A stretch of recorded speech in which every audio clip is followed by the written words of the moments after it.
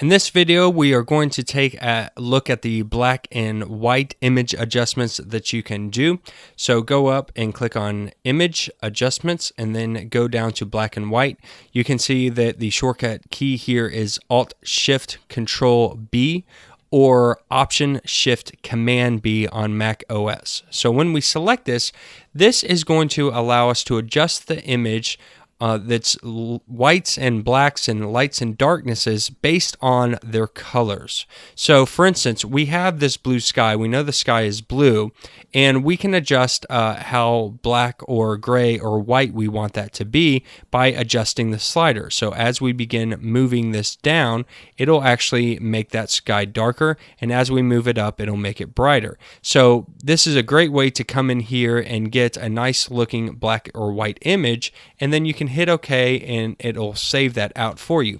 However, another great tool for this is to make adjustments and then use layers and blending modes to actually adjust these later on. So we'll get into that a little bit later, but basically I could make this darker and then mix this in back with the original image and get some really cool looking effects.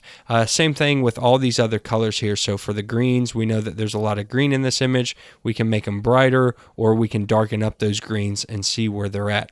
There's also some presets here, so you can see we have a blue filter to get all those blues in there. We can make the whole thing darker. Green filter. We have an infrared filter, which is kind of cool if you want that type of look that you can mix in later on. We have some settings for saving and loading presets. So if you want to save any of your own presets, you can do that. Again, you can auto calculate. You can preview this on and off if you would like.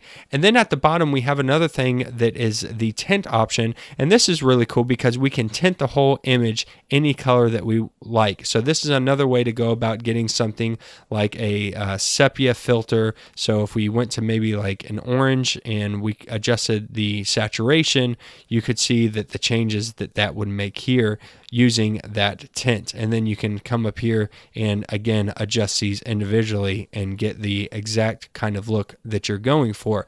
So the black and white gives us control over the black and white levels of your image, but we can adjust them on a per channel or a per color basis.